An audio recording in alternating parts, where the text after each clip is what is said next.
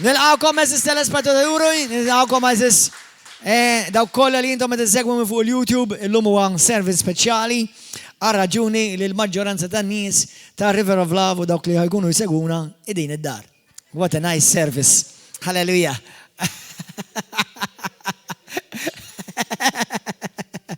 Lovely, eh? Hallelujah. Okay, mela, minn ġo d-dar ta'kom, minn ġewwa s-salot, minn ġewwa l-kċina, jekk jista' jkun f'din is-sija li għandna fl-imkien, jew f'ftit minuti, momenti li għandna fl-imkien, xorta nħeġġiġkom biex jaqbdu l-Bibja f'idejkom u xorta nħeġġiġkom biex tgħidu dak kollu li ħanejt jiena bil-Bibja f'idejja. Kulħadd jgħidi warajja, come on eżis aħwajja ngħiduha minn qalbna. Mela mulej qadis. Grazzi tal-kelma tiegħek. Nemmen fil-Bibja minn cover sa cover. Illum niddikjara li l-Bibja hija l-kelma qaddiċa tal-Alla li nemmina u nafdaħħa u nibbaża ħajti fuqha għax hija l-kelma eterna tal-mulejn. Għalhekk minn qalbi ngħid jien għandi dak li l-Bibja tgħid li jien għandi, jiena kapaċi għal dak li l-Bibja tgħid li jien kapaċi u jien dak li l-Bibja tgħid li jien. Kellimni mulej qaddis mill-kelma qaddiċa tiegħek u grazzi li inti taħdem fija għal glorja tiegħek missier f'isem Ġesu Kristu. Amen. Halleluja. Nixtieqkom illum ħanaqraw passaġġ eżis anka daw kollha li jentom qed issegwu minn fuq YouTube, ħanaqraw passaġġ li huwa pjuttost popolari fuq iż-żminijiet li aħna qed ngħixu. F'dan iż-żmien, f'daw l-aħħar jumejn tliet verament kont biżi ħafna jiena. Biżi nirrispondi l-mistoqsijiet, in-nies jgħiduli x'qed jiġri, jekk dan huma l-aħħar ta' żminijiet, dan il-virus dan minn Alla, dan kistik minn Alla, dan huwa mix-xitan, aħna wasalna fl-aħħar ta' żmien, Ġesu dal-waqt ġej, id-dinja ħad tispiċċa. Dawn huma mistaqsi kemm minnkom għaddulkom minn raskom dawn l-affarijiet inkom. Amen. Praise God. Anka li għaddew. Anka li għaddew. U naħseb kull min kapaċi jaħseb u jirrifletti da xejn bil-forsi għaddulek minn rasek. Ħamorru miktib ta' Mattew kapitlu 7, kapitlu 24, però l-ewwel ħammorru fi ktib tal-Kroniċi. Mbagħad ħammorru flimkien fil-ktib ta' Mattew kapitlu 24, passaġġ popolari li Ġesu jitkellem mad-dixxipli tiegħu fuq l-aħħar ta' żminijiet u qabel il-miġġa tiegħu. Però ħammorru wkoll u ħanitolbu flimkien fuq passaġġ ieħor fit-tieni Kroniki kapitlu 7 li l-biċċa kbira tal-Kristjani jafu sew dan il-kapitlu imma speċjalment jafu vers 14. Però hemm żewġ versi jew wieħed qabel li believe it or not ħafna minna naħseb injorajnihom. Isimgħuni malajr. 2 Chronicles chapter 7, tieni Kroniki kapitlu 7 vers 12, ħanibda minn vers 12. Il-kunċett ta' kapitlu 7 ta' tieni Kroniki huwa meta Alla kien kmanda lil qaddej tiegħu biex jibnilu tempju. Fejn dan it-tempju fil-ġema tal-mulej, fil-nies fejn jiltaqgħu taħt il-patt il-qadim, hemmhekk Alla kien jimmanifesta lilu nnifsu u kien jisma' it-talb tagħhom. Sewwa it-tempju ta' Salamun.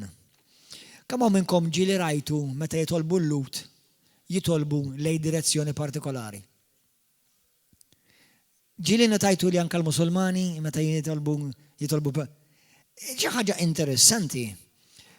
Hija fil-Bibja dik. Dak ar-raġuni li Alla kien għamel weda lil Salamun li minn hawn it-talb li jitla' minn hawn jisimgħu.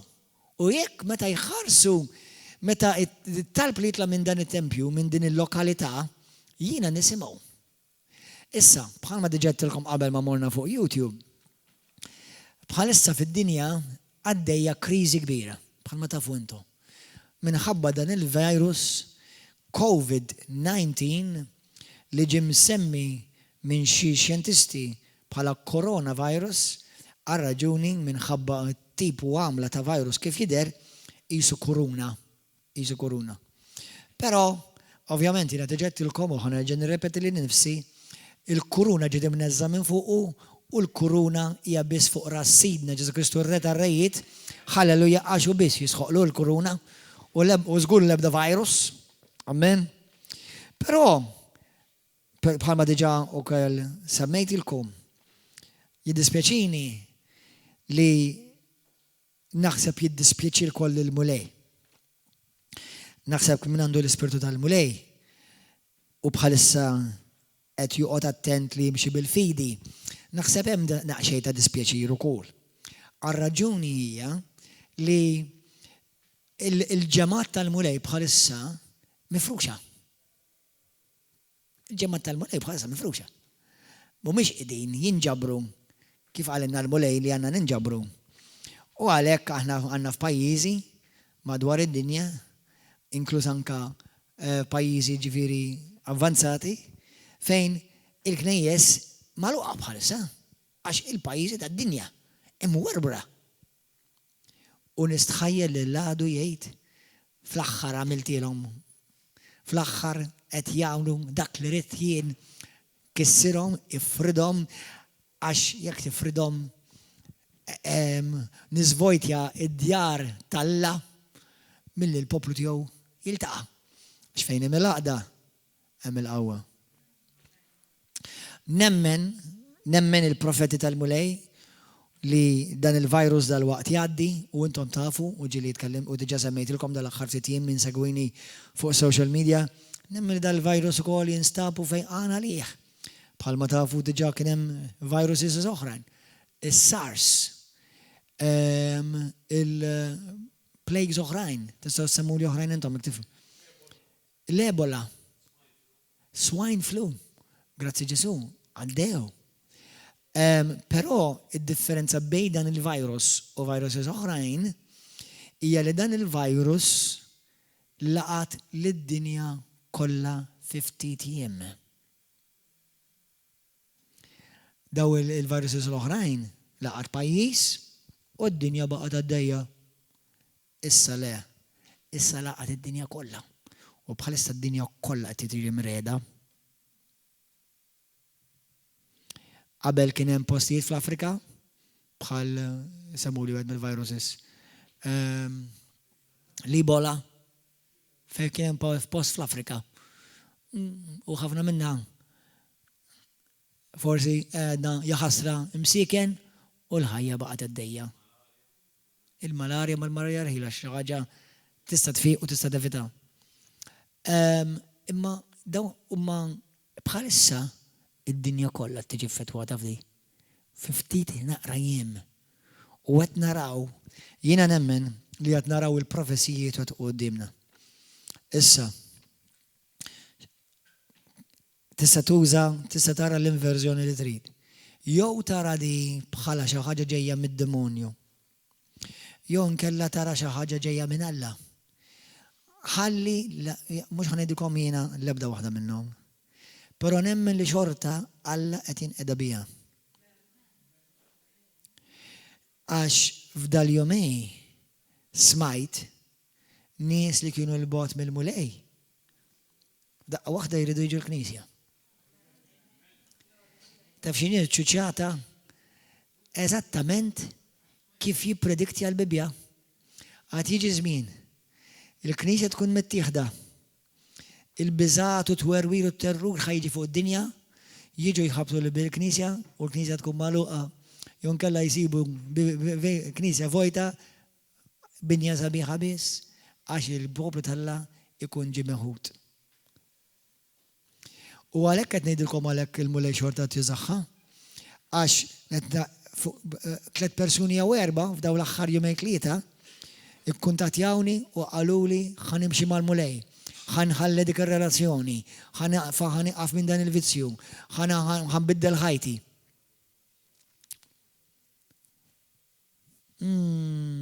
Mela tibżaw. Jalla min qalli u oħrajn bħalhom li issa ħnibdew nimxu mal-mulej, vera jibdew jimxu mal-mulej. Mhux issa jiġi għaddu ġimgħatej insibu l-kura tal-virus imbagħad nerġgħu lura għal-ħmieġ.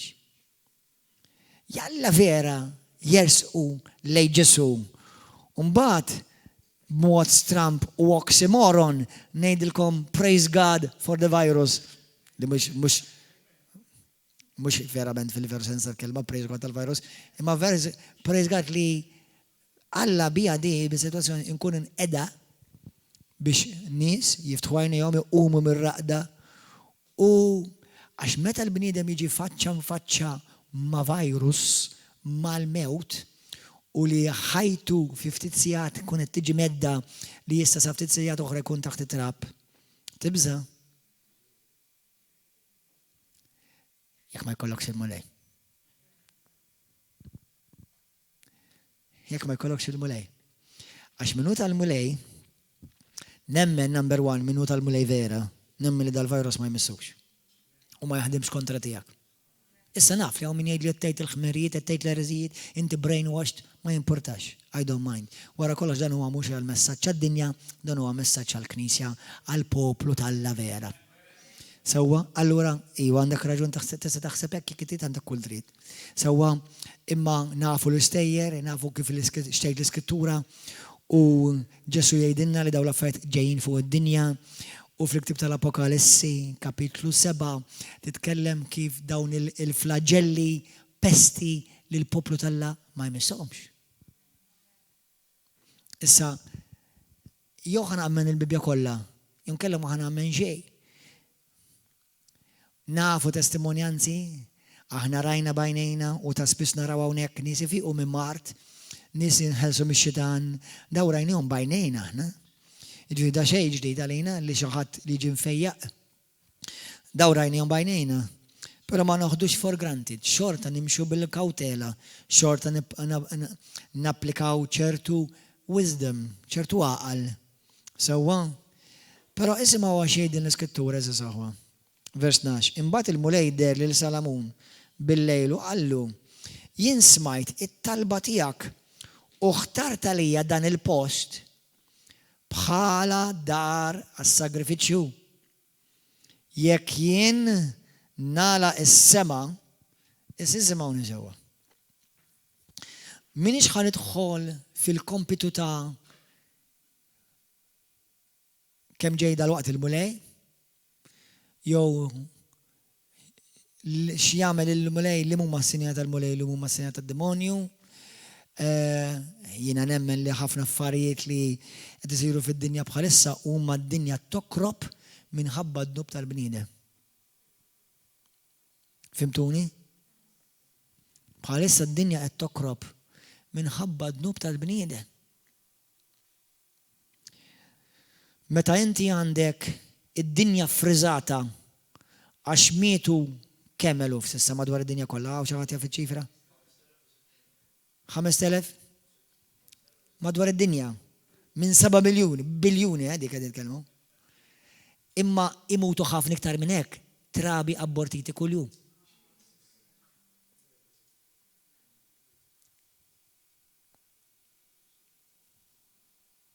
Għaliex id-dinja mhux qed tokkrob fuq għadi?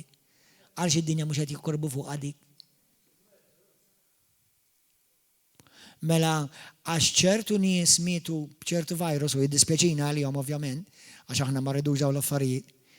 U d-dinja tiġi friżata, tieqaf, tiġġammja. Imma we go business as usual meta għandna tista' ssibuha fuq il-Google mal-ewwel għal min ma jafx. Meta għandna eluf kbar ta' babies qed jiġu butchered imqatta biċċa miġbuda biċċa mill-ġuf ta' ommhom waqt li qed jgħajtu u jekk jikbu u jokorbu fil-ġuf ta' ommhom. Dik no problem. We go business as usual. U Alla taf x'qed jgħid? Għan iddikjara boldly. Alla qed jgħid enough is enough. X'ngħidu għat-traffikar ta' nisa u tfal għas-sess. Iċ-ċifra fl-eluf ta' mhux xi elf ta' qed nitkellmu eluf kbar ta' fis-sena. Nies u tfal jiġu abducted għat-traffikati għas-sess. X'ngħidu għat-tfal li jiġu abducted biex jiġu mqattajn biex jibieħħu l-organi tagħhom. Eluf kbar ta'. But the world, business as usual. ħansaqsikom mistoqsija. Li kieku Alla jeżżes id-dinja bħalissa, għana ma taħsibx li ħanet ċassa. Id-dinja ħaqqa tiġi meżza. Ħaqqa miġi meżza. U jiddispeċini ngħid, naf li forsi ċertu nies mhux ħajaqblu miegħi, però we are piling up the iniquity. Tgħid li ma jiena ma nagħmilx l-affarijiet. Forsi inti wieħed minn dawk li iddawwar rasek u qisu xejn mhu xejn. Għax inti laqwa l-paga dieħla, għandek rasek fejn torqod u tmitt rasek bil-lejl, għandek x'tilbes u għandek x'tiekol u business as usual. Waqt li min jaf kemm hawn tfal bħalissa msakrin wara ċella jekk mhux ġoġi gaġġa. Tfal ta' ġo gaġġeġ.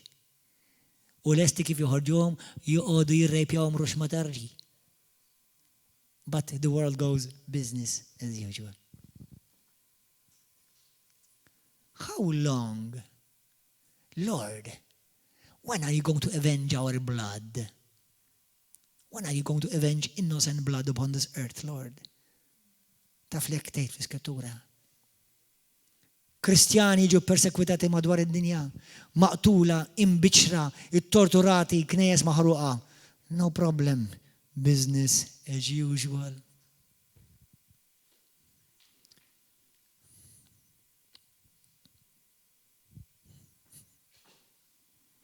Taħseb li Alla ma jaramx hawn l-affarijiet.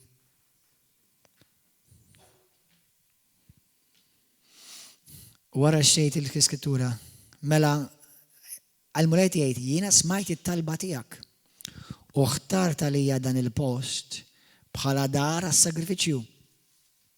Jekk jien nagħlaq is-sema, min? U Alla. U ma jkunx hemm xita. Hemm affarijiet, iva hemm sitwazzjonijiet fejn jagħmilhom id-demonju. Però ma affarijiet li qed jagħmilhom Alla waħda wkoll.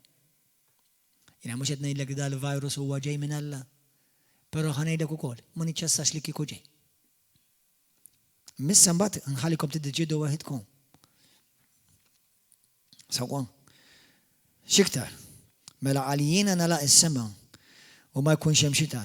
Jekk nordna lil ġrad li jieklu l-art. X'inhi? Ġradijiet li jieklu l-art. Taf x'qed naraw bħalissa madwar id-dinja? Ġradijiet jiksu pajjiżi u jiklu kull ħaġa li jisibu f'qudiemhom u jġibu pajjiż fuq irkub teħ. Għax qed jiklu kollox kull ma jisibu. Ġradijiet. Ġurat. Grasshoppers. Waħda mill-plagues, waħda mill-kassigi, tiftakru kienet dik tal-Eġizzjan. Li Alla bat. Għax Alla tiegħi joħobbni kif jien. Alla huwa mħabba, iva. Ma Alla huwa ġust u mħallef ġust. U Alla meta ġej taf x'ħajamel, mhux ħajat id-dinja preżenz, ħajat id-dinja ġudizzju. Għalhekk illum iddeċiedi inti tad-dinja jew tas-saltna. Inta d-dlam jew tad-dawl. Inta Kristu jew tad-demonju. Illum ħajkollok tiddeċiedi. Għax jista' jkun li jagħti il-każ li aħna qegħdin dak iż-żminijiet. Sewwa, jekk il-profeti jisimgħuni aħu. Jekk il-profeti tal-mulej jiena nemmen huma tal-mulej, imbagħad iddeċiedi inti jekk mhux tal-mulej. Imma jekk ċertu profeti jiena nemmen huma tal-mulej qed jgħidu li Kristu huwa fil-viċin. Wieħed saħansitra mi qal li l-Ġesu ġej f'din il-ġenerazzjoni. U qal li ħajkun Ġesu ħajkun ġej meta jkun għadu ħajju. Issa biex ikun għadu ħajju. Ma tantx baqa'.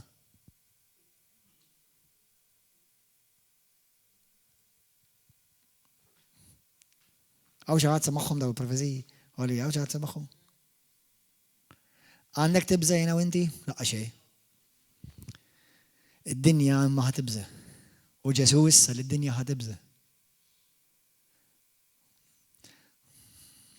Isma' mela, xiktar, mela jiġu ġradi u jiena nordna l-ġrad li jiklu l-art. Jekk il-poplu tiegħi nibatlu xiex? Il-mart. Dan huwa messaġġ naqa' konfliġenti. Għax aħna nafu li Ġesu ħa l-mart tagħna fuqu. Imma ftakar li Ġesu ħa l-mart tagħna. Ġesu ħa d-dnub tagħna. Mela min m'għandux il-Ġesu. Id-dnub min ħajħallsu. Aħna għandna nqawwu qalbna għax fl-ewwel Tessalonikin kapitlu 1 vers 10 tgħidlek u li aħna ma ħġed nistennew il-korla tal-Alla, aħna nistennew is-salvazzjoni u fidwa. Imma d-dinja ġejja, għad-dinja Alla ġej jiġġudika d-dinja. Fil-Romani kapitlu 5, Romans 5, 8 and 9. Tgħidlek li aħna wkoll ma maħniex destinati għall-korla tal-Alla għax Kristu ħal kollha tal-Alla għalina. Praise God. ħajkun hemm nies il-bieraħ u l-bieraħ lura kelli ħsieb. Ħanida bl-Ingliż. I know we are at the last days because mockers have increased. Do you know that's another fulfillment of prophecy? Dik ukoll hija twettiqa tal-profezija. Fit-tieni Petru 3 tgħidlek li fl-aħħar ta' żminijiet ikun hemm ħafna x'ikun hemm. Xiex? There will be many mockers and scoffers. Today they not only are present, but they gave them a law that they can do it liberally and openly. Mhux illum biss jeżistu, illum għamlulhom liġi biex tista' żeblaħ bi Kristu bil-kurċifiss u tilbes ta' Ġesu Kristu għarwien u tagħmlu jagħmel il-moqżiżiet kollha pubblikament u what are we doing? Iż-żeblaħ b'affarijiet qaddisa, żeblaħ b'affarijiet ta' Kristu. Illum għandhom il-liġi jistgħu jagħmluha. They will increase. Tieni Petru 3. We are in the last days, brothers and sisters.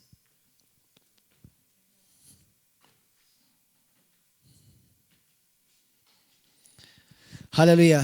Però aħna il-poplu tal-Alla xi jagħmel? Imur minn glorja għal glorja. Inkomplu niddu iktar u iktar. Halleluja, aħna ma nimxux bil-biża', aħna nafu li l-fidwa tagħna hija qrib, viċin. Halleluja. U xajt il-mulej, ħammur vers 14 issa. Imma jekk il-poplu tiegħi li fuq jissejjaħ ismi jumilja ruħu u jitlob u jfittex il-wiċċi u jerġa' lura mit-triq il-ħażina. Jiena nisimgħu mis-sema, naħfrilhom nubiedhom u nfejqilhom l-artom, jgħid il-mulej. Kemm tagħmel sens issa? It-tama ta' Malta Għawdex hija l-Knisja. Il-Knisja mhux il-binja ta' il-poplu tal-Alla. It-tama tal-Amerika hija il-Knisja. It-tama tal-Italja hija l-Knisja, l-Kristjani, il-poplu tal-Alla vera. That's why you and I should never act like the world. Inti qatt ma naġixxu bħad-dinja, ma nagħmlux deċiżjonijiet kif jiddeċiedu d-dinja, ma nħallux id-dinja tmexxina. Illum għamilt quote jiena fuq il-Facebook fejn meta inti tiddeċiedi li ħatimxi ma' Kristu u tħares lejn Kristu, inti għamil deċiżjoni oħra ħadd tagħti darek lid-dinja. U x'tgħidlek id-dinja? Ma tistax tismagħhom id-dinja. U l-Kristjani bħalissa qed jiġu marbula mill-mulej. Għaliex? Għax Alla tjara il-Knisja tiegħi lil min ħadd isma'? Lil min li ma rapport ħadd emmen? Ma' min ħajjimxu? Do you know that God is weighing all of this? Alla tjarbel da kollu? Halleluja. Fil-ktib ta' morru fil-ktib ta' Mattew 24 issa. Mattew 24. X'qed jgħid il-mulej bħalissa? Il-titlu ta' dan il-messaġġ huwa dan. X'ħin sar? What time is it? X'ħin sar?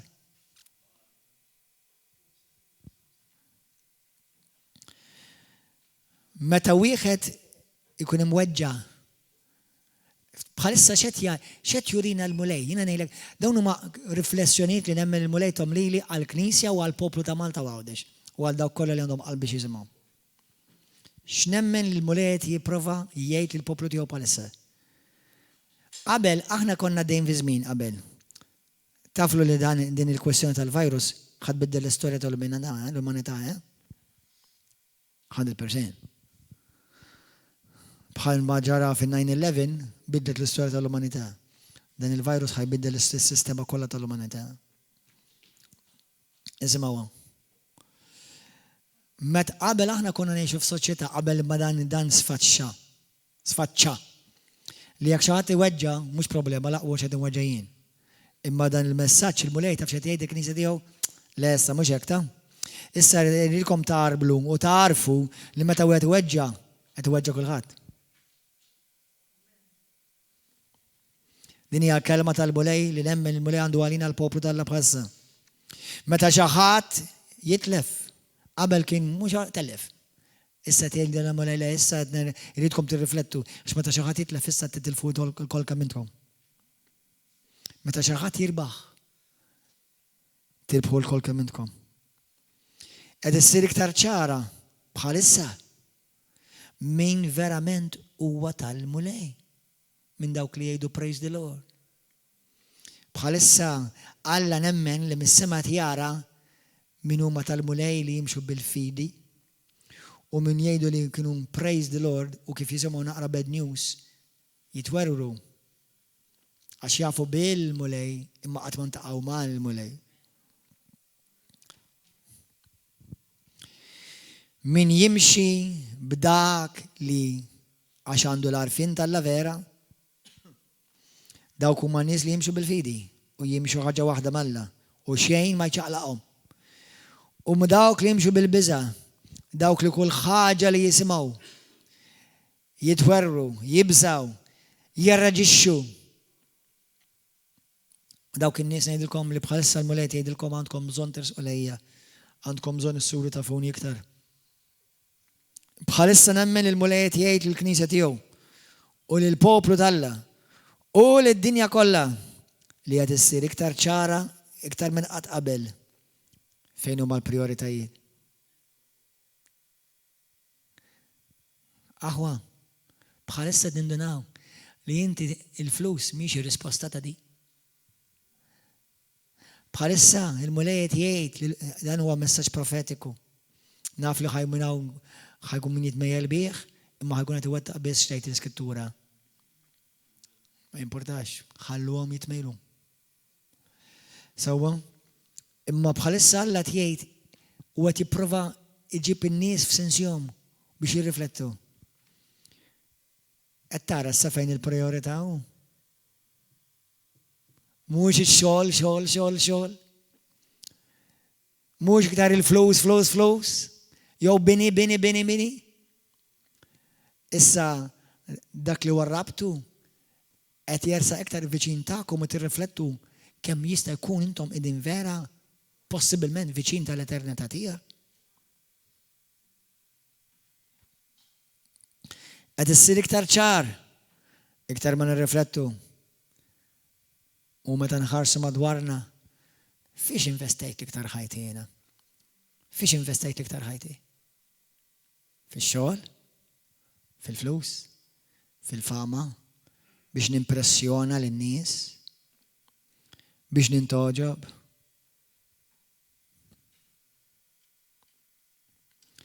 Bħalissa l-mulej jara min ħajġi konsum bl-Ingliż.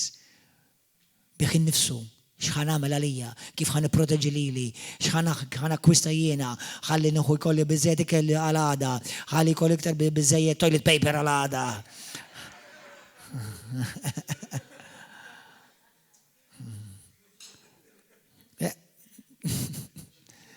Toilet paper qed isir iktar bħalissa iktar prezzjuż mill-lira, mill-karti tal-flus.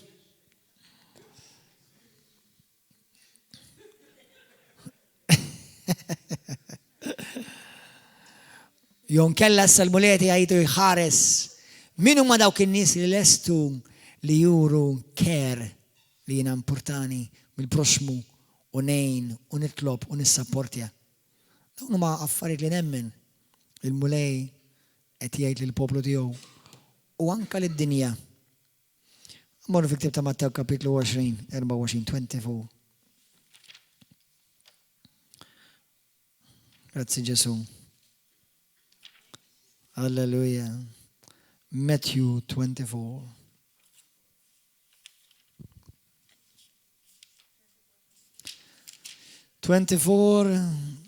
ħana bdaw naqraw minn vers 3. Matta 24 vers 3. Kif kien qiegħed fuq il-għolja ta' żabuġ, id-disċipli resqu rasu u rashom jgħidulu. Għajdilna meta għad jiġri dan. U se jkun is-sinjal tal-miġja tiegħek u ta' tmiem id-dinja. U Ġesu ġibhom. Araw li ħadd ma jqarraq bikom għax qatt jiġu ħafna fismi u jgħidu jien il-Messija u jqarqu b'ħafna nies. Qatt nisimgħu min jitkellem fuq gwerer u xnija ta' gwerer.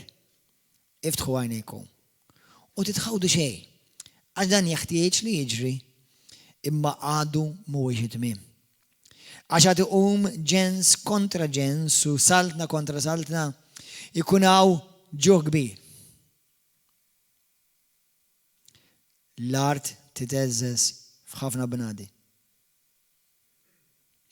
F'daw l-aħħar 10 snin aħwa huwa rrekordjat li terremoti li saru madwar id-dinja li saru qabel laqqas jikkomparaw ma dawk li saru daw l-aħħar 10 snin. Il-frekwenza, il-kobor u t-teżis u kemm huma b'saħħithom. Dan kollu ikun il-bidu ta' tbatija kbira. Imbagħad jagħtukom fidejn min inaħabbatkom u joqtolkom. U l-ġnus kollha jsiru jogħbadukom minħabba f'ismi. Jiena nemmen li din tiġa tissir u tiġa seħħet u qed tkompli ssir. U jkun hemm ħafna li jitfixklu u li jittradixxu lil xulxin u jinbagħdu bejniethom. Iqumu bosta profeti folots, da ġifieri jkun hemm bosta li joffendu ruħhom, jitbedu mill-fidi u mix-xirka, jieħdu għalihom, jaħduha kontra r-reġim, il-imħabba tal-mulej f'qalbhom tibret ma tibqax taħraq għal-mulej għal reġim. Iqumu bosta profet folots jqarqu b'ħafna nies. Joktor il-ħażin. Kotor il-ħażin. U għalhekk l-imħabba tibret f'ħafna imma min jibqa' jżomm sħiħ sal-aħħar dan isalva. Dan l-Evanġelu tas-saltna jxandar fid-dinja kollha biex il-ġnus kollha ikollhom xhieda mhux biex il-ġnus kollha jsalvaw, biex il-ġnus kollha jkunu xi semgħu. Ma jfissirx li kollha ħajsalvaw. Imbagħad jiġi tmiem.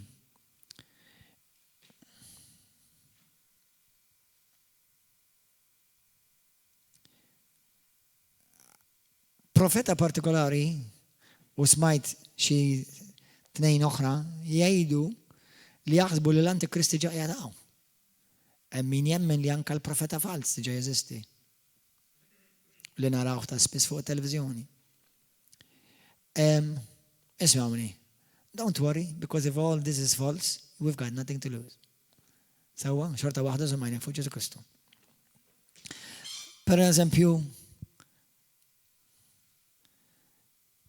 Ġesu verament ġej dal-waqt. X'sinjala għandna li Ġesu dal-waqt ġej? Morru fi ktib ta' Luqa kapitlu 21, Luke 21.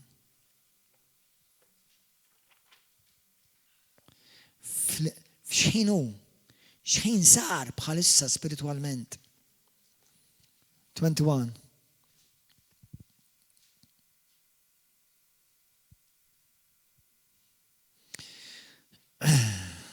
ħanerġa' naqraw vers 7.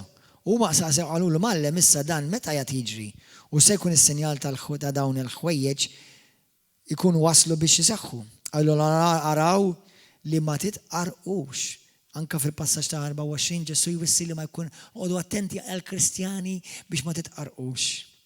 Għaxat jiġu ħafna fismi u jgħidu jinu u żmien wasal. Tmorrux warajhom. Mela jekk jiġi ġaħat jieħdok wara ċaħat ieħor huwa sinjal ċar li mhuwiex minn Alla. Il-maqaddej vera tal-mulej dejjem waslek għand Kristu. Meta tisimgħu min jitkellem fuq gwerra u taqlib fil-pajjiżi, tinħasdux għax ħwej jeħtieġ l-ewwel jiġri dan iżda tmiem ma jkunx għadu ma wasalx minnu fih. Imbagħad qalilhom ma tiqumu ġens kontra ġens u salna kontra salta oħra. L-art titeżżeż bil-kbir. Fl-iskript tal-Apokalissi titkellem fuq u di fakritni llum ftakart fiha. Bħalma bħalissa id-dinja qed tiġi meżza bil-virus, hekk għad id-dinja ħad tiġi meżza b'earthquake. L-iskrittura titkellem li d-dinja ħad tiġi meżza tafu? Mhux pajjiż ta' id-dinja. Taf kemm hu tal-biża' meta jiteżżeż pajjiż? Aħseb wara d-dinja f'daqqa kollha f'daqqa.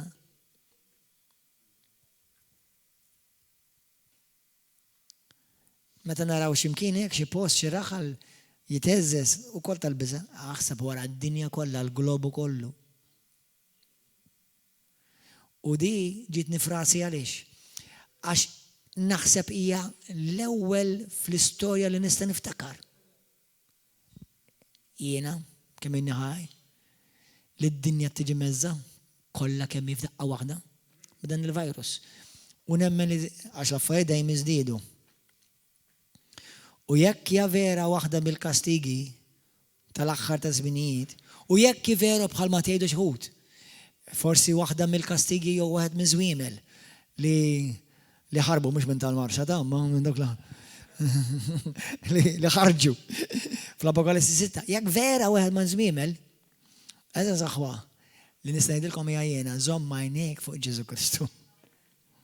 Għax għal min iżomm għajnejk fuq Ġesu Kristu m'għandu xejn xibża. It's as simple as that. Hallelujah. Ħankomplu.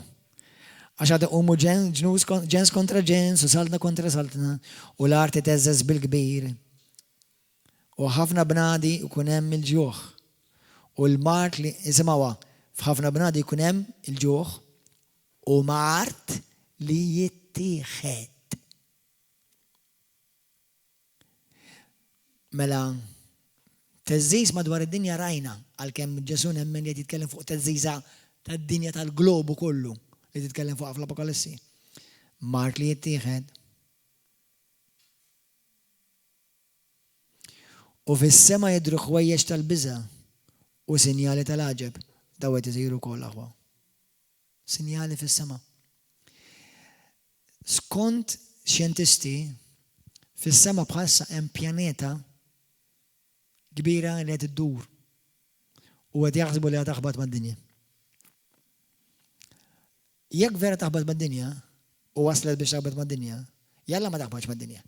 Imma jekk verament kif qed jgħidu ċertu xjentisti, inklusi ġifieri n-NASA, u anke bħalma qal profeta wieħed reċenti fejn il-mulej ta' ħolma u ma kienx jaf biha. Ta' ħolma u rieħ din il-blada kbira taħbad mad-dinja, bad ma rifittex fuqha u saba li qed iġa f'eżisti diġà tkellmu fuqha xjentisti. Jekk vera taħbad mad-dinja, jiena u inti suppost mhux ħankunu hawn. Dak kif isser, jekk vera dal qalu x-xjentisti u x'qalu l-profeti li ġejja blada kbira daqs pjaneta taħbad mad-dinja, sewwa qabel ma tasal jiena u inti rridu nkunu ġejna minn tieħda minha. U d-data ta' meta suppost di jekk ħassir issir baqa' 9 snin oħra. Mela jekk vera, l-iskrittura, sista dak l-għala qed nisimgħu fuqhom, dawn l-affarijiet li qed nisimgħu fuqhom, kollha seħħu. Mela r-rapture is just minutes away. Il-ħatfa ta' knisja hija ftit minuti l-bogħod. Mela jiena u inti mhux nieħbew, nibżgħu u nitwerru bħalissa huwa żmien li l-Knisja tqum fuq tagħha u tiddi ħalli tipprova taħtaf kemm jista' jkun irwieħ għax mingħajr Kristu kollha ħajmorru l-infejn.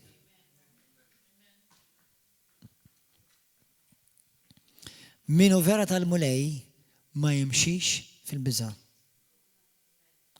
U d-dinja mhux ħatifmek u tipprovax tifhem għaliex id-dinja mhix tifhmek.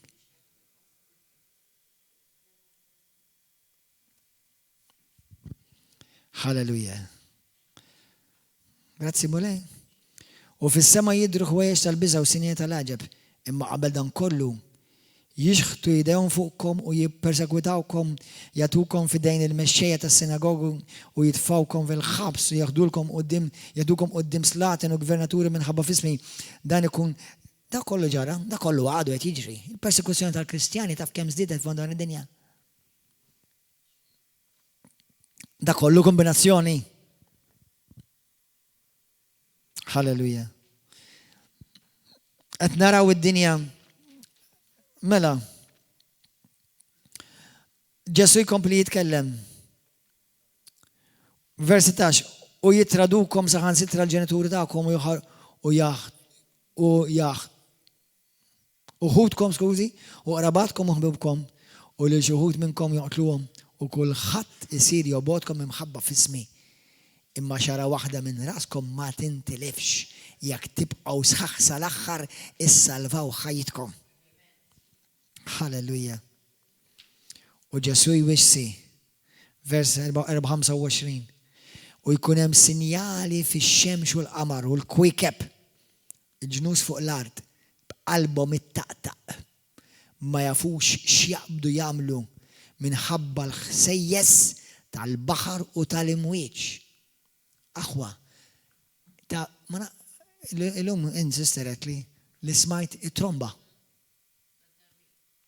Meta? Taf kemm instemaw it-trombi doqqu madwar id-dinja? Taf? Morru fuq il-YouTube u tisimgħu trombi.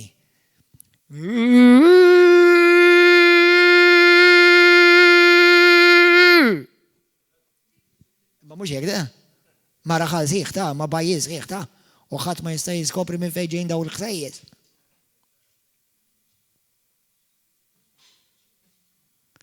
Daw koll għal min irid jitmejjel u jwaqqa l-affarijiet qaddisa qaċċajt naf għalik daw kollha ċuċati. Tħabbix rasek, jiena konvintissimu xi darba ħadd biddel fehmtek. U m'għandix għalfejn noqgħod nikkonvinċik, tikkonvinċix ruħek tħabbix rasek. U n-nies ruħhom ħarqana, skużi. Mela, jitkellem fuq it-tsunami saw, qed isemmi tsunamis. Seħħew. Ħan nagħmilkom xi ħaġa llum. Nisimgħuni aħwa. Bosta nies f'Malta kellhom ħolm li ġej tsunami fuq Malta. Bosta. Kemm minnkom kellkom xi ħolma hekk? 1, 2, 3. Mela minn 5, 4, 5. Jiena kelli 3 ħolmiet li ġej tsunami kbir fuq Malta. Tkellimt ma' oħra oħra fil-Mulej li ma tiġix il-komunità, hija Kattolika, ma tħobb il-Mulej. Għalt li kellha ħolma li rat teżżiża kbira fuq Malta u belat il-Malta.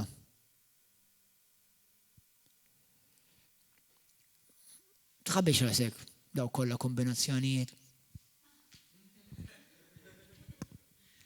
Daw kollha u daw li għadux ħabbir rasek. U għamil li trid ħeffan kulu tpaxxa għax għadha l-ġol kaxxa. Tħabbix rasek, oh don't worry. Ara daw kollu ċeċati ta' daw jina bħalsa n-pritka ċeċati. Tħabbix rasek. Mux aħjar n-pritka unaqqa ċeċati, nħodu bazz. Halleluja. Pero d-dinja tinduna għal min għandu għajneħ biex jaraw id-nej biex jisimaw kem desperament għandhom bżonn il-Ġesu. Għax naqra virus li anka ħafna minn nies li kellhom ukoll fiqu minnu qed hemm paniku madwar id-dinja kollha. Biżgħat, aħsbu wara.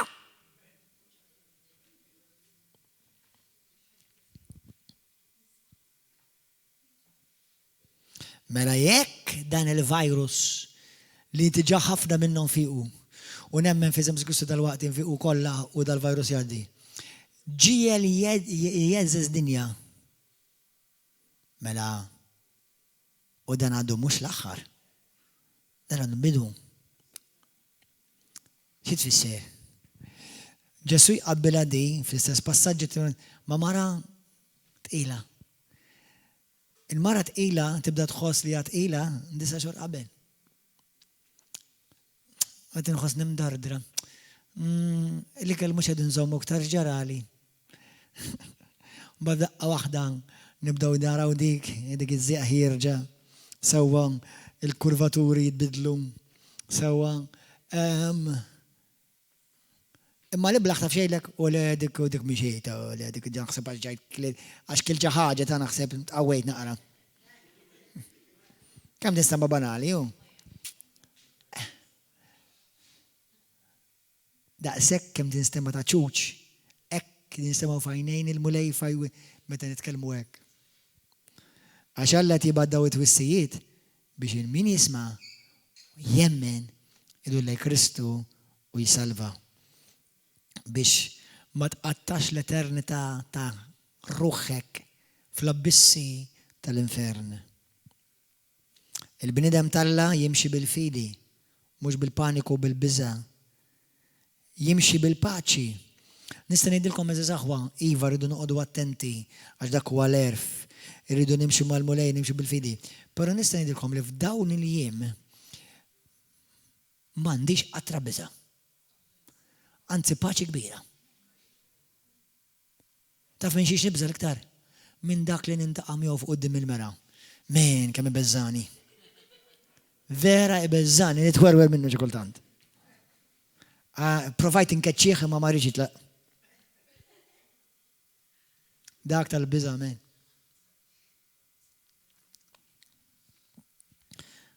Qegħdin fi żmien eħwa, ħamur fl kapitlu 18 nagħlaq u nitolbu fejn dak li Alla jobborri jgħidulu tajjeb.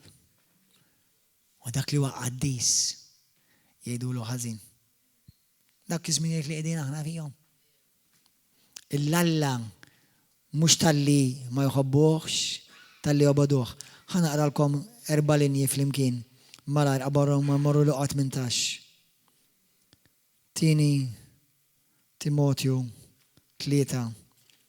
Araw kif verament id-din nuqorbu għal dak il-jum fejn Ġesu jfeġġ fis-sħab bħal leħħa ta' berqa.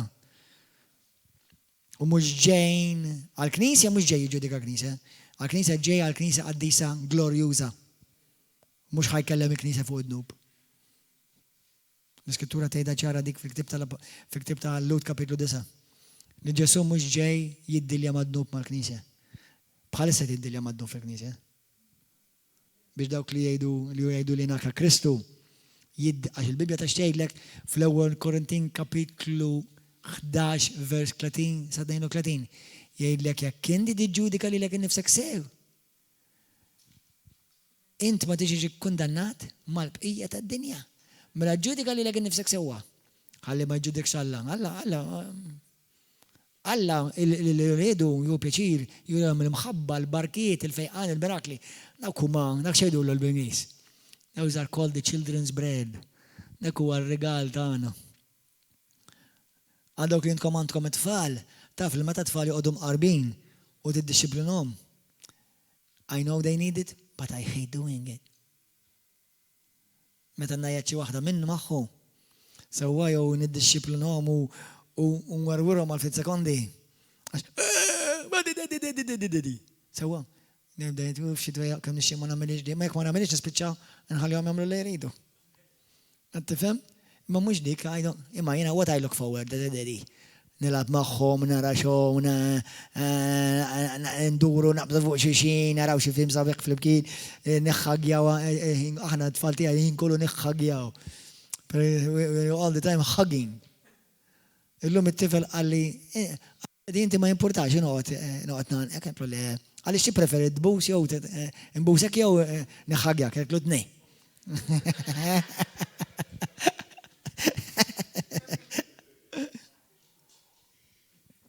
Mhuwiex pjaċir meta jiena rrid nuża naqxej nolli leħni u ma nemmix il-misserju pjaċir.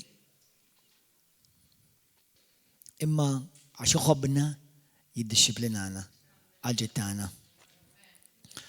U nemmen il-mulej bħalissa issa jekk batixu jew ġiet mid-demonju, żgur ġiet minħabba dnub u l-ħmix li hawn fid-dinja. Sewwek żgur, bla dubju. Għax inti dnub tad-dinja, il-Bibja titkellem id-dinja qed tokrob minħabba dnub tal-bniedem. U mhux qed nitkellmu dnub għax saraq bank nitkellmu dnub ta' ħmiġ u perverżjoni gallor. Anka meta nara pereżempju fiċ-Ċina, mhux fiċ-Ċina biss imma fiċ-Ċina l-iktar li der l-aħħar jaħalqu krib ħajjin, jaħarquhom imbagħad jagħmlu il-ġrieden, is-sriep, jikluhom on the market. Il-brimp għadu ħaj u għattawħ għadu ħaj fuq il-platt, il-żrinċ għadu ħaj għatja, sejjerek il-żrinċ miskin għat jikluħ biċċa. Xini? Mela, anka tfal, għaw postijiet fid-dinja fe anka ibiħu il-bicċiet tal-ġizem ta' tfal, tal-fetu, jikluħ. X'ma jibgħatx kastigi Alla fuq id-dinja? Do you think the world does not deserve it? Taħseb li d-dinja ma jisħoqlix il-ġudizzju. Ma tal-bizza.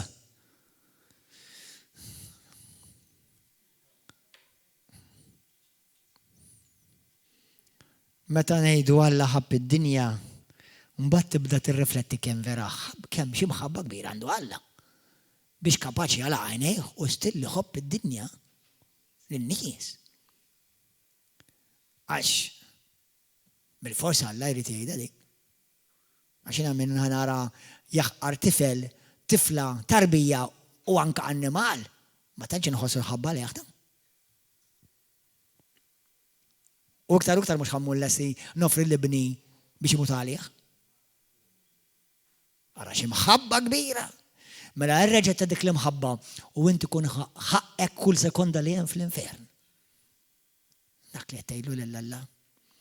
Ir-reġgħet ta' dik l-imħabba u jkun ħaqek dik kull sekonda li hemm fl-abissi tal-infern. Kun ħaqek. Fil-vers tal-kalma kollha ħana imma aħna li għarafna l-Kristu, issa Kristu bata dak kollu għalina. Però il-jum tal-kontabilità ġej u mhux il-bot. Dan għandek kun taf li fl-aħħar tad-dinja jkun hemm żmien qiebes. Żmien qiebes, you must be joking. Il-bnedmin jingħataw għall-imħabba tagħhom infushom u tal-flus. Faħħarin, supervi, dajja, ma jisimawx mill-ġenituri bla gratitudni, bla tħieba, bla qalb. Daw in-nies li qed naraw fuq YouTube, bla qalb. Nies li jittorturaw Kristjani, bla qalb. Dak komanda. Bla qalb. Biex tagħmel dawn l-affarijiet tkun bla qalb. Bla ħnina, la blaba, bla razan, kifra, bla mħabba għat-tajjeb. Tradituri bla ħsieb. Min fuħa bihom infushom iħobbu aktar il-pjaċir milli jħobbu lil Alla. Nies li jiġħdu l-qawwa ta' tjieba minkejja li minn barra jagħmluha ta' tajbin.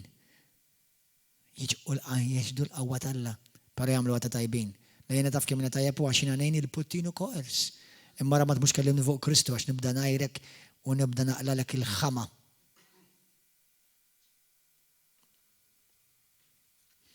Nies bħal dawn aħrabhom. L-ewwel semmejtilkom passat, skużawni, tilkoh ma nispiċċa ftit sekondi oħra. Mela t-tieni Pietru marru hemm 3.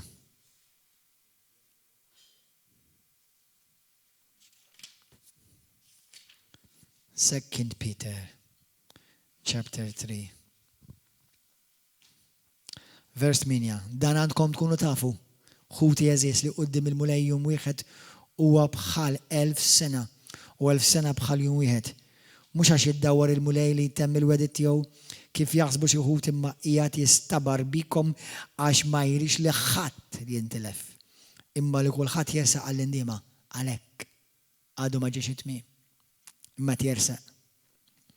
Jasal ta' bil-ħaq jum il-mulej bħal ħallil. U jintemm mbagħad ismewwiet bi ħsejjeż kbar. Jinħallu bin-nar l-elementi tad-dinja u l-art kull ma fiha tkun maħruqa bin-nar.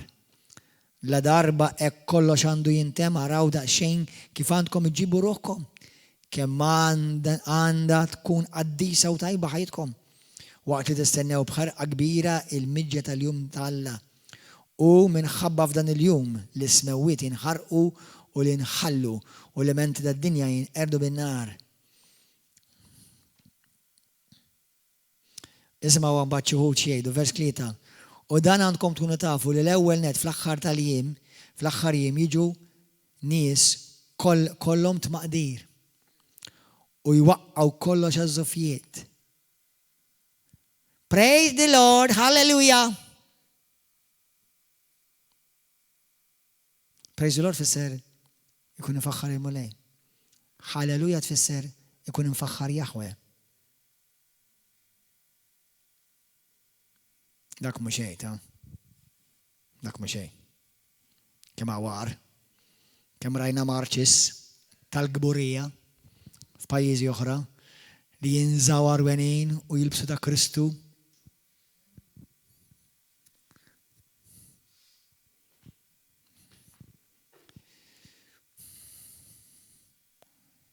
Għal dawk huma merfuħ l-infern.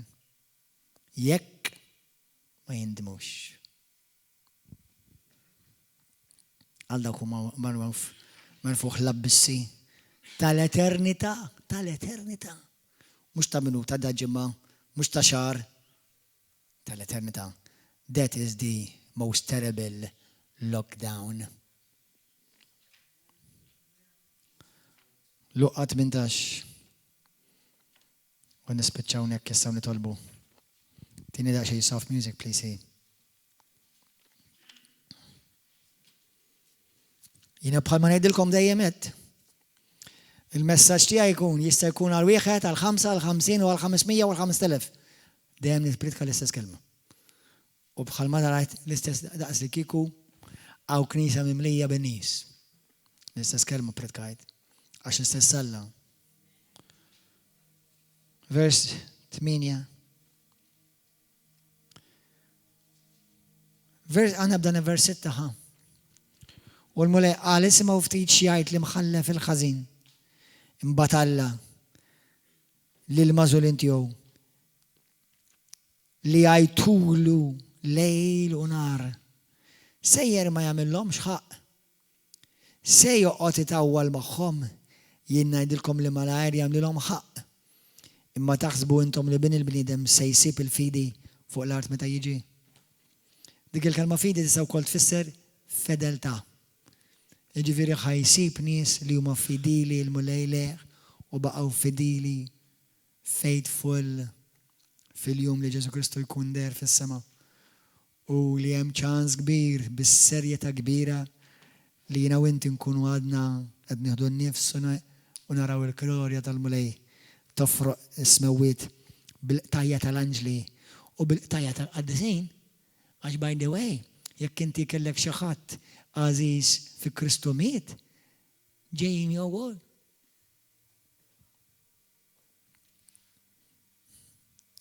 Jekk id-dinja tibża b'naqra virus, kemm aktar ġej biża kbir fuq id-dinja, imma aħna ma nibżawx.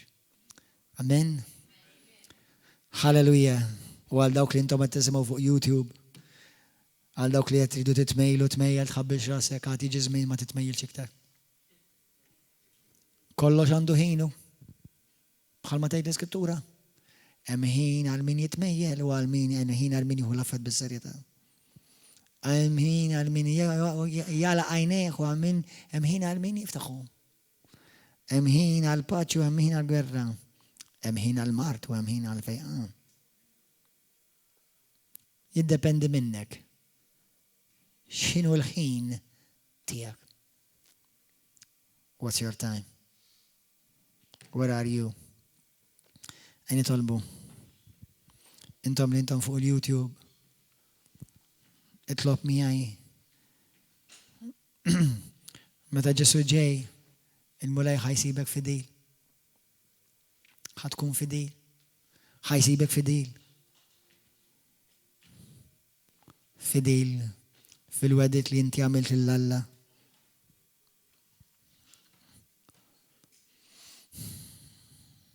Missi għaddej sejni tolbu fl-imkien.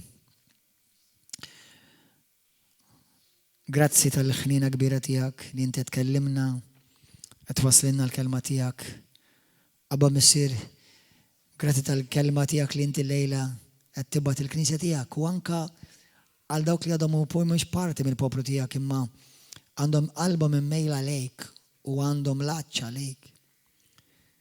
Abba missir, aħfrina d-nubitna. Aħfer id-nubit ta' din l-art Malta għawdex. Aħfer id-nubit tal-poplu Malti għawċi. Mula għaddis fejn aħna warra bnik, iż-żufjettajna bik, zebilna ħik, zebilna bik mulej. Zeblaħna bik, skużani. U mulej Ġesu aħfrinna waqt li għadu l-ħin, aħfrinna d-nubit tana, aħfrinna il-gburrija tana. Aħfrinna għax maħabbejnik kif jisħoqlok. Mula jitfa l-ispirtu tal-biza tijak fuq il-poplu Malti għawċi.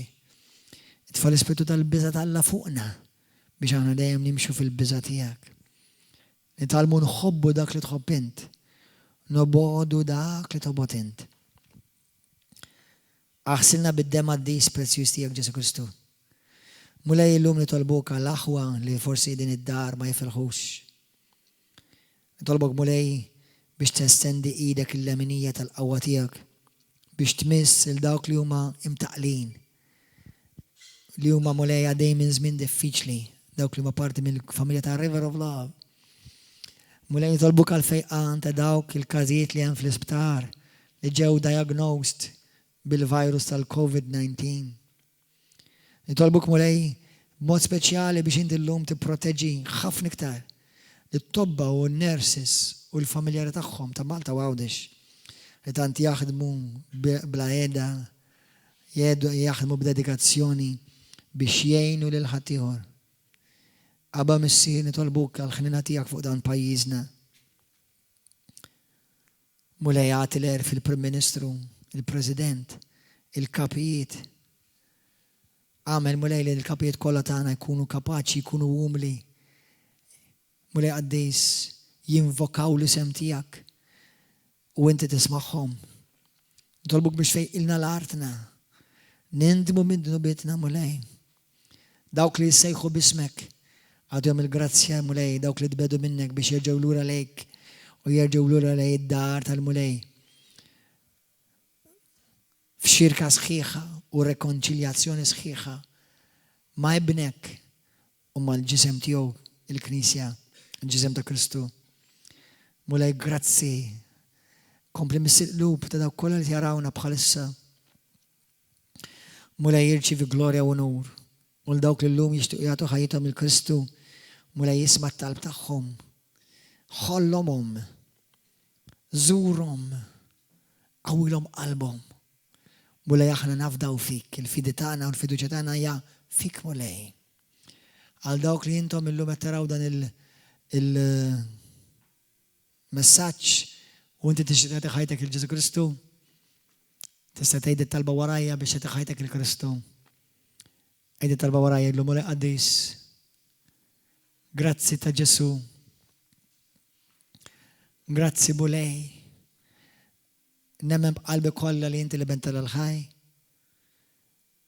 Nemmen li inti mittalija fuq is-salib. Li fuq is-salib ħadd il-mart kollu tiegħi. Id-nub kollu tijaj. Ġesu fejjaqni qalbi. Għatini ħajja ġdida. Ejja ejx f'qalbi. U kun tassew il-lum is-situ s-salvatur tijaj. Berikni u proteġini. Mulej qaddis. U għatini qalb verament għalik. Aqla mill-eruq. Kull ħakma ta' dnub. Mulej qaddis fil-jem f'ħajti. u għatini l-grazzja li nkun umli biex fejn għandi bżon nirrekonċilja, naħfel il-min weġġani mulej u użani għal-glorja tijak. Niddikjara minn fommi l-lum Ġesu Kristu għal-mulej li huwa s-sit u s-salvatur ta' ħajti. Għal-glorja tijak Messier. Amen. Halleluja. Gloria lil mulej. YouTube viewers, God bless you.